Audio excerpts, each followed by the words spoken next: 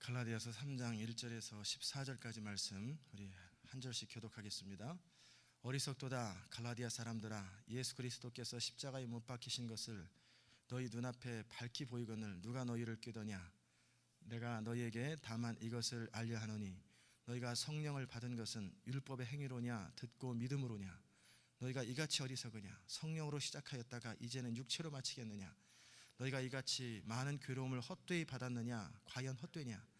너에게 성령을 주시고 너희 가운데서 능력을 행하시는 이의 일이 율법의 행위에서냐 듣고 믿음에서냐? 아브라함이 하나님을 믿음에 이것을 그의 의로 정하셨다 함과 같으니라.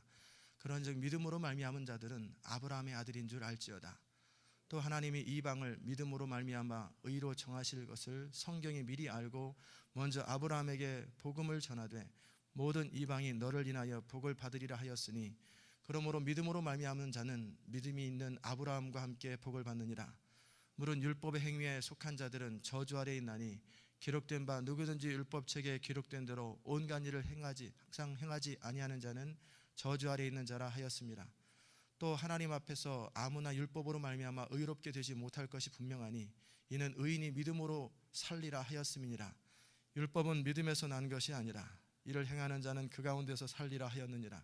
그리스도께서 우리를 위하여 저주를 받은 바 되사 율법의 저주에서 우리를 속량하셨으니 기록된 바 나무에 달린 자마다 저주 아래 있는 자라 하였습니다.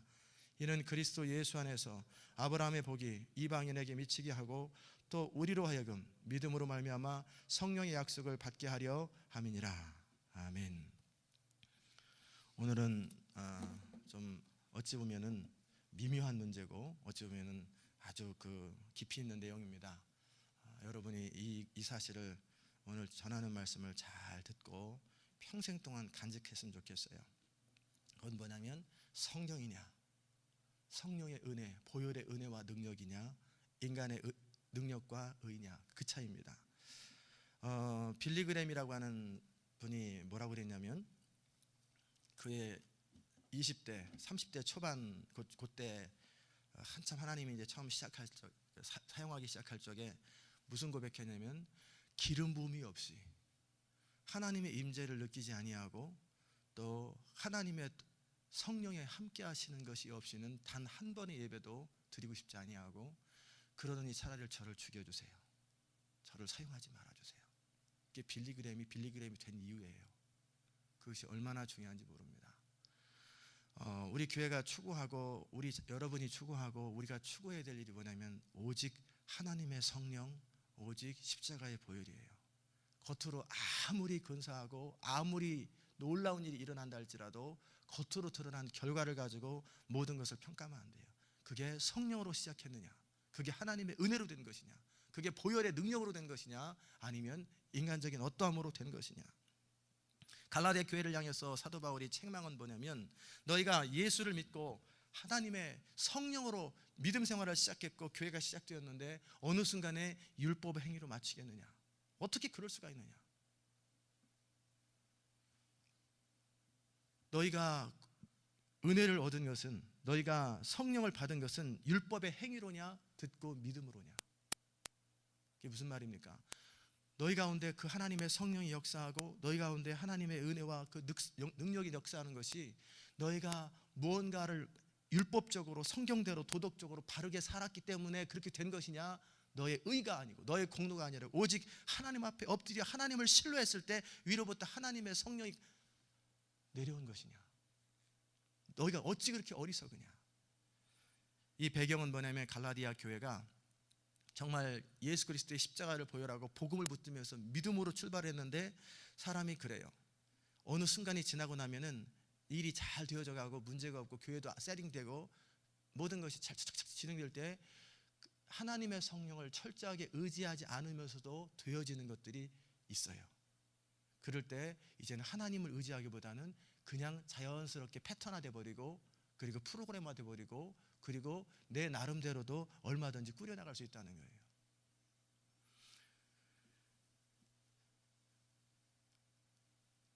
집에서 예배 드릴 때 성도들이 저한테 늘 하셨던 말씀이 뭐냐면 목사님, 그 초심을 변하지 마세요. 지금 순수함이 좋습니다. 그 초심과 순수함을 변질되지 않도록 꼭 그렇게 지켜주세요. 그 얘기를 한두 번 듣는 게 아니라 하도 들으니까 하도 많이 애틀란타에 또 많은 이민교회 목회자들이 처음에 순수하게 시작했다가 중간에 변질되는 경우가 너무 많아서 걱정이 돼서 말씀드립니다. 그래야죠. 당연히 그래야죠. 그리고 나서 거실 거기가 예배당이었으니까 하나님 앞에 무릎 꿇고 기도했어요. 하나님, 사람들의 우려대로 신학교에 때 배운 대로 목회자에게 세 가지 함정이 있고 유혹이 있는데, 돈 문제라든지 여자 문제라든지 허영심, 명예라든지 이런 거에 빠지지 않도록 주님 나를 지켜주세요. 나를 보호해 주세요. 하나님께서 저에게 약속해 주시지요.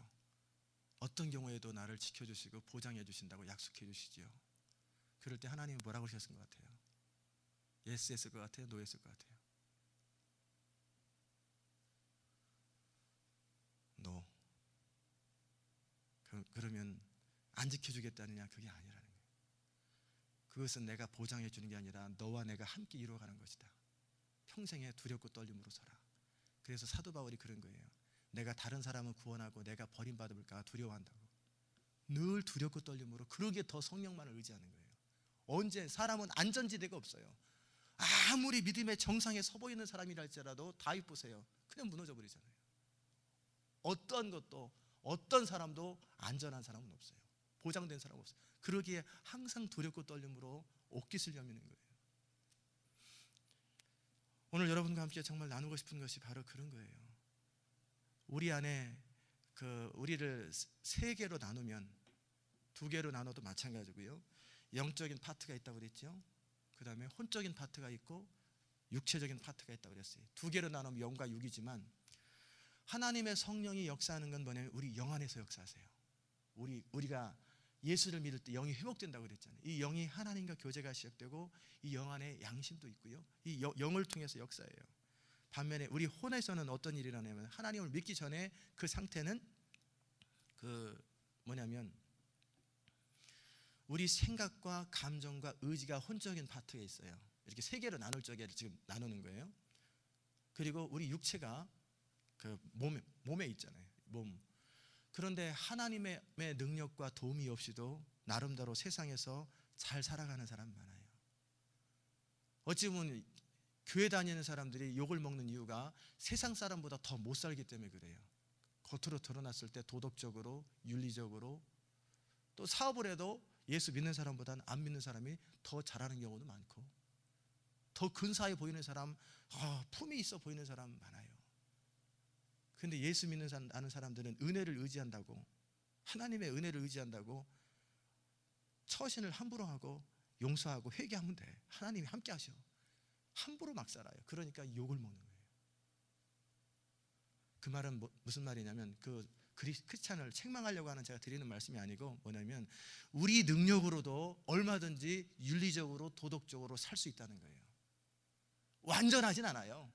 100점을 말하는 건 아니고, 크리스찬이 정말 믿음으로 살아가고 하나님의 은혜만을 의지하는데 인격적으로 도덕적으로 한 50점 돼요. 왜냐하면 그 사람 원래 바닥이 30점부터 출발했던 사람이기 때문에 50점까지 왔어요. 그래도 많이 낮은 거예요, 예수 믿고. 그런데 이 사람은 가정교육을 잘 받았고, 그리고 품 있는 집안의 사람인데 예수를 안 믿어요. 나름대로 자기 나름대로 철학이 있고 나름대로 생각이 있어요. 근데 이 사람은 겉으로 드러난 도덕이나 윤리를 측면했을 때 기본이 70점이에요. 이 사람은 30점이고.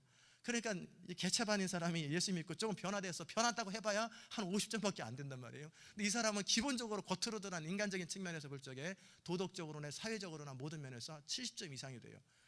예수 잘 믿고 나름대로 교회에서 하는데도 50점으로 올라왔단 말이에요. 이 사람은 70점이에요. 그러니까 야, 내가 너보다 낫지 않냐. 사업을 하는 것도 내가 낫고, 내가 너보다 더 선을 행하고, 너보다 더 품이 있고, 너보다 더 근사한데 예수 믿으나 안 믿으나 너랑 나랑 뭔 차이냐. 그래서 할 말이 없어져 버리는 거예요. 그러니까 이 말은 뭐냐면, 사람의 능력으로도 열매를 맺을 수 있다는 거예요. 사람의 능력으로도 어느 정도 근사한 결과를 맺을 수 있다는 거예요. 갈라디아 교회가 빠진 함정은 뭐냐면, 그렇게 은혜로 성령으로 출발했는데 그렇게 하지 않아도 철저하게 막 기도하면서 정말 하나님 앞에 항복하는 마음으로 하나님 도와주셔야 됩니다. 없을 때, 배고플 때, 등이 추울 때, 그럴 때는 그렇게 울고 기도했는데 어느 정도 등이 따뜻하고 배가 부르니까 그렇게 절박하게 기도 안 해요. 왜? 절박하게 기도 안 해도 돈이 안 모자라요. 하나님의 은혜가 그동안 쌓인 게 있어서 그런지 그렇게 하나님 앞에 항복하지 않아도 어느 정도 되어가요. 그러다 보니까 인간적인 방법을 쓰기 시작하는 거예요. 그런데 인간적인 방법을 쓴과 동시에 전기가 나가는 것처럼 팍 무너져 버리면 괜찮은데, 아주 영적으로 깨어있는 사람들 아니고는 잘 못 느껴요. 몰라요. 그러니까 그냥 진행돼 가는 거예요. 뭔가 내 안에 하나님 앞에 죄송한 마음이 조금 있는데 뭐 별 문제 없네, 되어지네, 그러면서 그냥 가버린단 말이에요. 그런데 어느 순간이 지나고 나면은 엄청난 일이 생겨요. 바로 사울왕입니다. 사울왕이 처음에는 하나님을 의지했어요. 나 같은 사람이 어떻게 주의를 감당합니까? 그랬는데 사울왕은 전쟁할 때마다요 항상 이겨요. 백성의 영웅이에요. 잘생겼지, 키도 크지, 싸움 잘하지, 처음으로 왕 세웠지. 그러니까 스타야, 스타 중에 스타예요. 그러니까 어느 순간 교만이라는 것이 그 안에 싹 들어가지고 이제는 늘 사무엘을 의지하면서, 사무엘을 아니라 사무엘을 통해서 하나님의 음성을 듣거나 선지자를 통해서 뭔가 주님을 따르기보다는 이제는 필요 없다는 거예요. 물론 절차는 갖춰요, 요식행위로서. 그러나 그 중심에서 하나님을 의지하는 마음이 사라져 버렸어요. 그런데도 전쟁은 계속 이겨요. 별 문제 없어요. 그래서 하나님께서 사울왕에게 말합니다. 아말렉 백성을 다 죽여라. 내가 그를 더 이상 묵과할 수 없고 내가 그들을 참아볼 수 없다.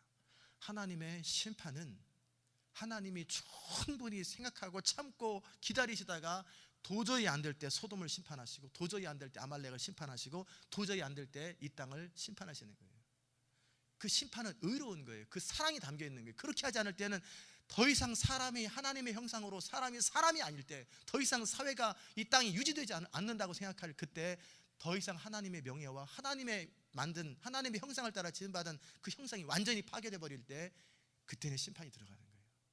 예수 믿는 우리도 어느 정도 처음에 봐줍니다. 잘못될 때 마음에 책망을 하지만 직접 징계를 안 하세요.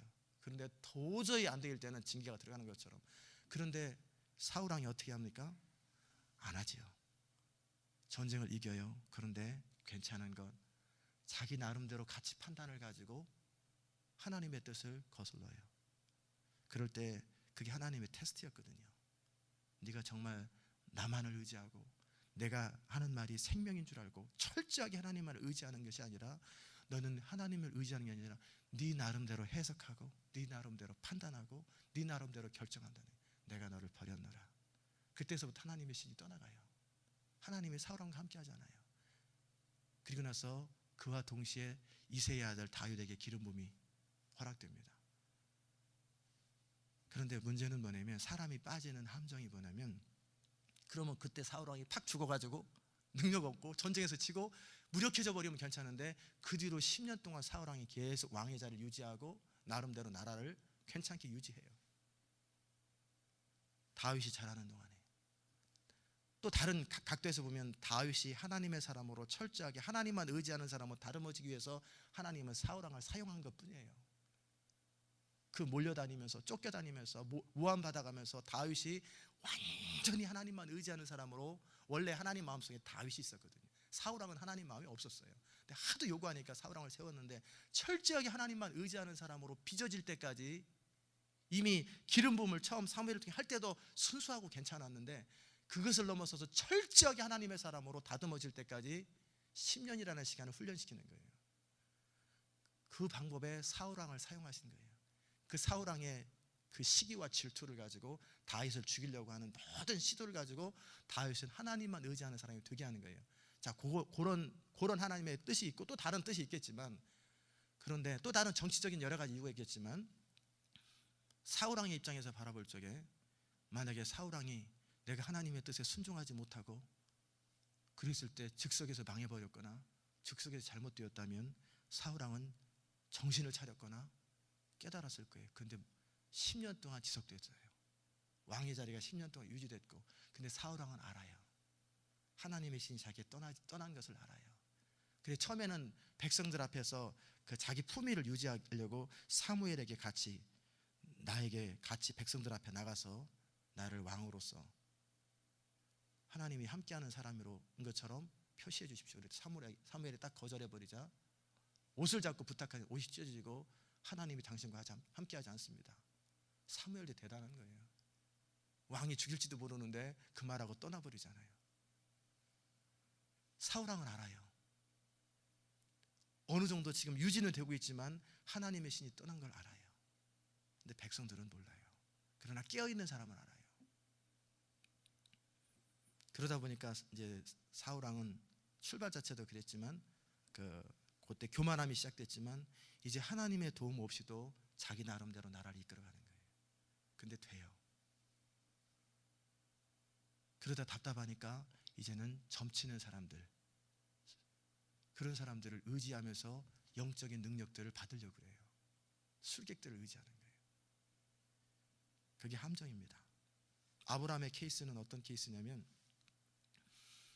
하나님은 아브라함에게 말씀하셨어요.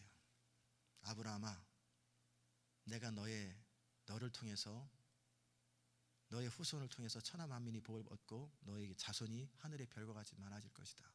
그랬거든요. 그랬는데 시간이 지나가도 아들을 못 낳고 그래요. 그때 부인 사라가 아브라함이 부부니까 다 알잖아요. 느끼잖아요. 힘들어하는 것, 고통스러워하는 것, 갈등하는 것. 그때 제안을 합니다. 여보, 하나님 말씀을 잘 생각해 보세요. 당신을 통해서 난다고 그랬지 나를 통해서 난다고 하지 않았잖아요. 그러니까 하갈을 취하세요. 하갈을 통해서 나세요. 아브라함이 믿음이 연약해질 때, 기다림에 지쳐있을 때 무너져 버리는 거예요. 본인 알아요. 어느 정도 느껴. 이건 아니다. 그런데 말이 되잖아요. 너를 통해서 한다 그랬지. 그건 네 안에 하와를 통해서 난다. 하와가 아니라 누구죠? 사라를 통해 난다. 그 말을 구체적으로 언급 안 했단 말이에요. 근데 알아요. 본인이. 부부끼리 정상적으로 아브라함과 사라가 있는데 이 두 사람 사이에 낳겠지. 또 다른 여자. 이거 하나님의 뜻이 아닌 거 아는데 말로 따지면은 사라 말이 맞아요. 그러니까 무너진 거예요. 그래서 이스마엘을 낳았어요. 그것에 대해서 성경은 뭐라고 말하냐면 육으로 난 것은 육이요 성령으로 난 것은 영이다. 믿음으로 난 이삭만이, 나중에 이삭 낳았잖아요. 이삭만이 내 뜻을 이루는 사람이 되고 이스마엘은 하나님이 버리는 거예요. 아브라함의 노력, 아브라함의 공로, 그것을 통해서 하나님의 뜻을 이루려고 그랬어요. 하나님의 뜻을 자기 노력과 자기 방법으로 이루려고 했는데 하나님은 거절해버리고 나는 함께하지 않는다. 아브라함을 버린 건 아니에요. 이스마엘 믿음으로 하지 않은 것, 성령으로 하지 않은 것은 다 거절해버린다.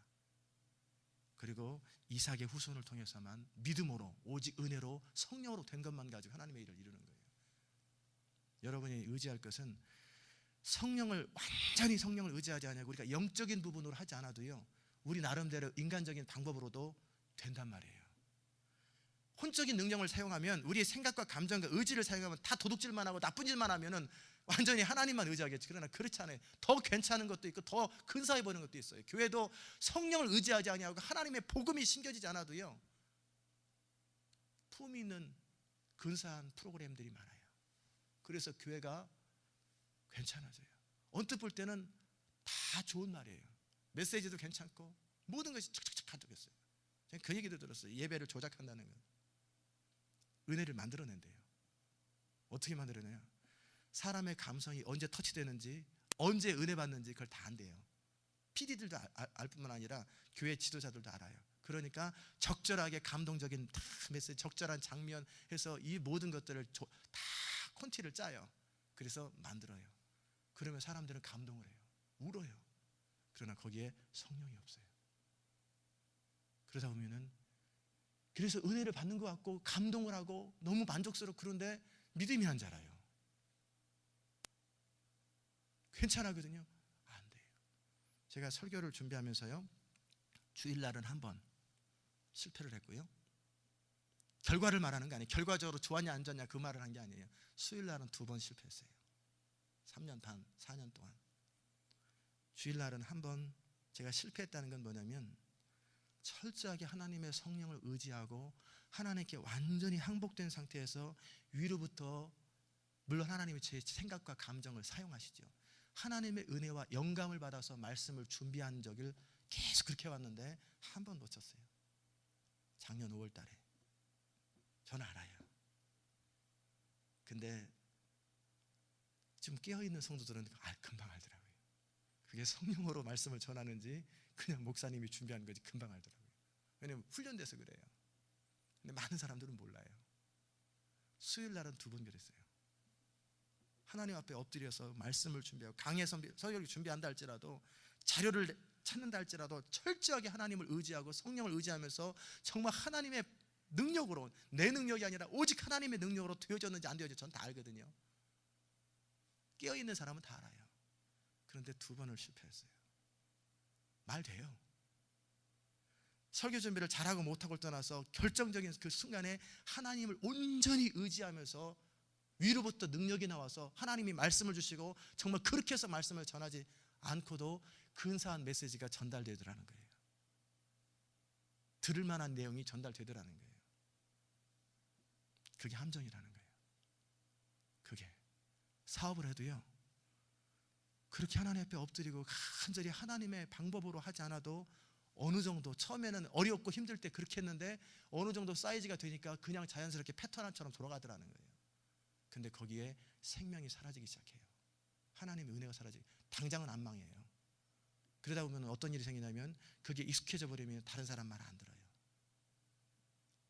하나님의 경고에도 안 들어요. 그러면 그것 때문에 망한다는 거예요. 결과를 가지고 평가하는 건 아니에요.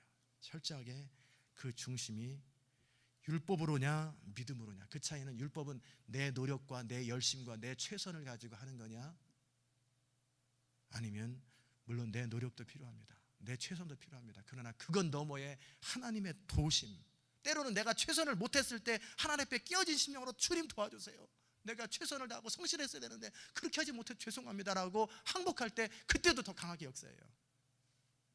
그냥 항상 그걸 이용하면 안 되죠. 성실하게 최선을 다하되 때로는 못할 때가 있어요. 그럼에도 불구하고 믿음으로 하나님 앞에 섰을 때, 회개함으로 섰을 때 하나님이 부어주시는 역사가 있어요. 철저하게 믿음으로 살 거냐, 내 노력으로 애씀으로 살 거냐, 그게 정반대입니다. 그게 내 노력으로, 내 율법으로, 율법이라는 단어는 성경에 말할 때는 뭐냐면 인간의 방법과 노력과 애씀으로 하나님의 뜻을 이루려고 하는 거예요. 근데 그걸 뭐라고 그래요? 겉으로 드러날 땐 더 좋아 보여요. 더 근사하고 더 선하고 더 아름다워 보여요. 자기도 속아요. 그런데 하나님의 원수라는 거예요. 거기는 하나님의 영광이 없어요. 또 다른 면은 은혜로 하는 거냐 노력으로 하느냐의 차이예요. 이게 철저하게 나의 어떤 공로나 자랑할 게 없는 것, 하나님의 은혜로만 되어진 것이냐, 내 노력으로 한 거냐, 성령으로 한 거냐, 옛 자아의 능력으로 한 거냐, 그래서 하나님의 의만이 드러나느냐, 나의 의만이 드러나느냐, 결과적으로 모든 것이 되어진 결과에 있어서 하나님의 영광만이 순수하게 드러나느냐, 나의 만족과 나의 영광이 있느냐, 그 차이입니다. 입으로는 하나님께 영광 돌립니다 그러면서 마음속으로 흐뭇해하거든요. 왜? 자기 노력이 들어갔거든요. 자기 공로가 있거든요. 그러니까 흐뭇해하는 거예요.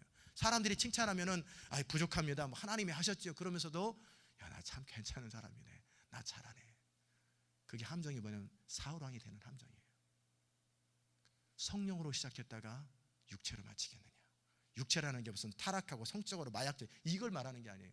내 능력으로, 내 방법으로 하겠느냐. 그게 교회의 함정이에요. 여러분이 사업을 할 때 함정이에요. 하나님 앞에 늘 서는 거예요. 때로는 교만 때문에 그럴 수도 있고요, 인내 부족 때문에 그럴 수도 있어요. 하나님을 의지한다고, 그래 하나님을 의지합니다, 내가 하나님만을 의지합니다, 그리고 하나님의 도움을 하는데 하나님이 때로는 저한테도 그래요. 시간을 딜레이 시키세요. 응답하는 시간을 딜레이 시키세요. 말씀을 준비해도요, 저녁 되기 전에 다 말씀이 준비될 때가 있고요, 밤 12시 되기 전에 준비될 때가 있고요. 그런데 어떤 날은 새벽 5시까지, 주일날 아침 새벽 5시까지 말씀이 제목밖에 준비 안 될 때가 있어요. 그럴 때 유혹이 생겨요. 어떻게 할래? 그래도 하나님을 기다리면서 그래도 하나님의 영감된 메시지를 전할래? 아니면 나름대로 전할래? 시간은 없어요. 그게 유혹이에요. 그럴 때 하나님이 저를 자꾸 점검해요. 너 그래도 하나님의 은혜를 의지할래? 너 그래도 위로부터 성령의 능력만을 의지하고 차라리 설교 안 할 망정, 오늘 주일 예배 없습니다, 그럴 망정 하나님 앞에 나는 하나님으로부터 나오지 않은 것은 전하지 않습니다. 하나님으로부터 되신 것은 안 합니다. 그렇게 믿음으로 버틸래? 아니면 나름대로 근사하게 만들어서, 저 설교 그냥 근사하게 만들려면 1시간이면 만듭니다. 수정 보완까지 하면 3시간이면 근사한 설교 만들어요. 여러분이 야, 우리 목사님 정말 유식하고 정말 근사한 얘기 잘하신다, 얼마든지 만들어낼 수 있어요. 인터넷 자료, 제가 배웠던 공부들 착착 조작해가지고 짝짝이 만들면 폼이 있기 때문에 금방 만듭니다. 유혹이 있어요. 작년 5월에 실패한 게 그거예요. 새벽 1, 2시까지 가는데 몸은 지치고 피곤한데, 저도 여기 집사람이 LA 갔다 왔는데 그때거든요.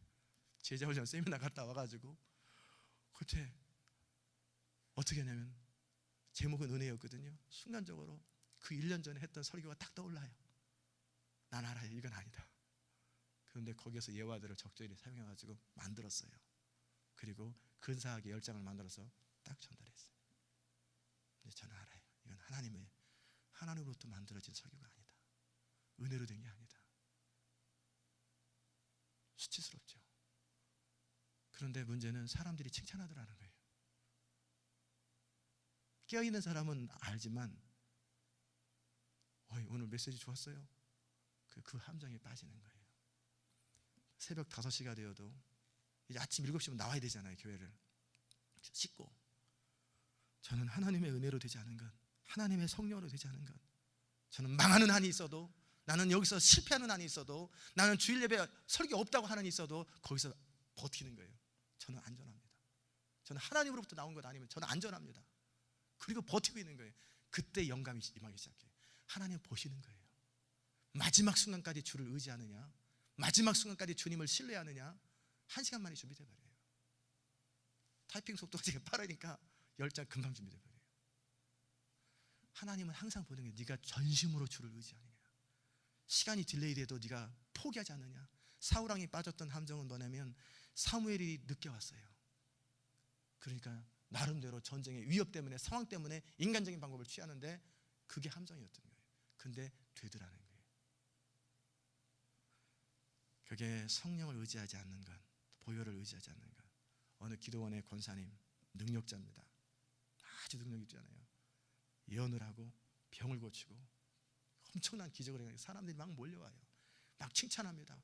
그런데 어느 순간에 허영심이 들어갔고 교만이 들어갔고, 내가 어느 순간 나도 괜찮은 사람이네, 목이 뻣뻣해지면서 기도하잖아요, 엎드리잖아요, 항복하는 마음으로 하나님 앞에 서지 않아요, 철저하게 하나님 앞에 울부짖질 않아요. 그런데도 돼요. 그때 하나님이 안 사용하면 좋잖아요. 근데 하나님이 사용하시더라는 거예요. 왜 사용하는지 아세요? 그를 불쌍히 여기서도 사용하지만 찾아온 사람들을 불쌍히 여기서 그냥 사용할 뿐인 거예요. 은혜 받으러 온 사람들을 위해서 하나님이 그 사람을 사용하는 것뿐이에요. 그런데 그에게 어느 순간 능력이 사라지는 걸 알아요. 능력이 사라지고, 그러니까 조작하는 거예요. 자기 나름대로 말을 해버리는 거예요. 그러다 버림받습니다. 그게 우리가 늘 두렵고 떨림으로 의식해야 될 것이, 성령으로 시작하다가 육체로 마치면 안 돼요. 성령으로 시작하면 철저하게 성령으로, 오직 은혜로, 오직 하나님의 의라는 말은 옳은 것, 근사한 것, 괜찮아 보이는 것, 자랑할 만한 것을 하나님으로 말미암아, 그래서 자랑할 것이 하나님밖에 없다. 그래서 사도 바울이 뭐라고 합니까? 내 말과 전도함이 지혜에 권하는 말. 그는 또 철학자예요. 율법에 정통한 자예요. 자기 어떤 것으로 만들어내지 아니하고 오직 성령의 나타남과 능력으로 하는, 그러기에 내가 약하고 두려워하며 떨어노라. 그리고 그리스도 예수의 십자가 외에는 내가 아무것도 말하지 아니하기로 결정했노라. 왜냐하면 그렇게 하지 않을 때는 하나님의 역사가 없어요. 그게 사도 바울의 결심이에요. 어떠한 일이 있어도, 아무리 위기가 닥쳐도 나는 하나님만을 의지하겠다. 그가 어떤 일을 할 적에도요, 철저하게 하나님의 은혜를 의지하려고 하다가 상황이 막히고 반대가 시작되고 이러저리 혹신각신하고 그러면은 정치적으로 돼버려요.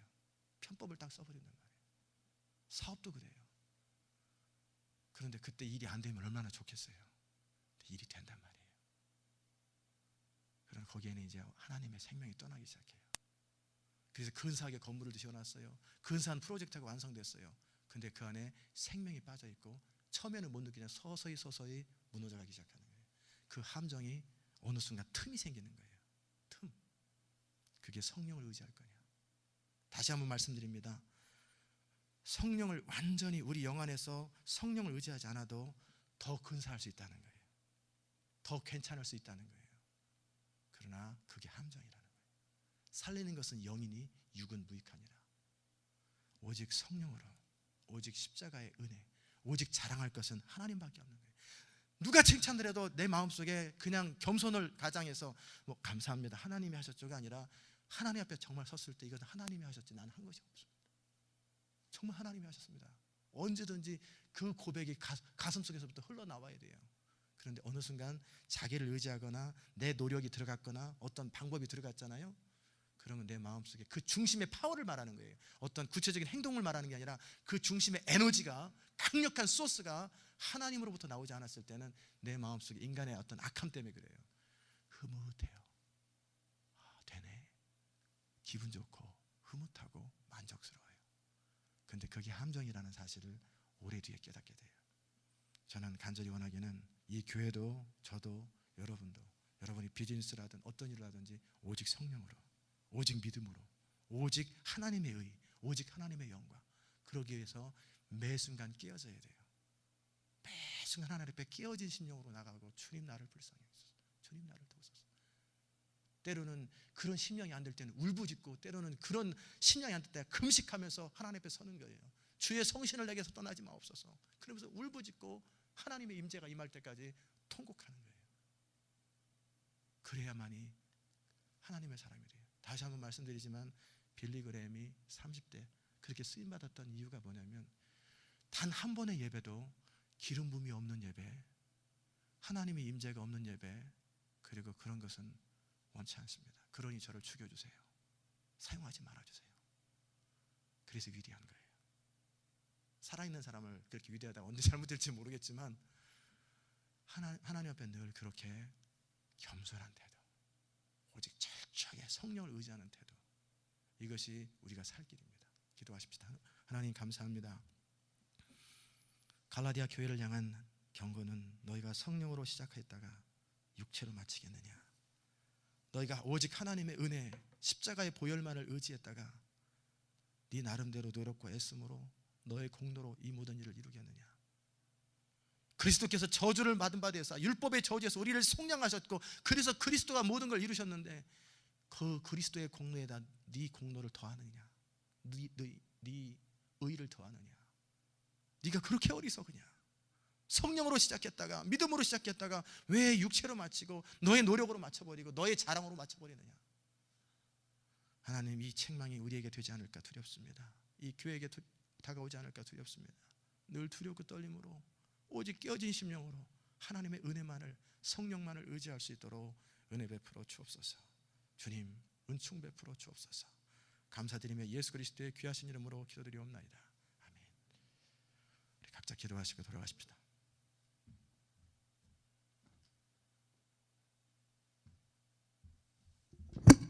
우리 이 시간 기도하실 때 오늘 말씀을 생각하면서 하나님, 내가 성령을 의지합니다.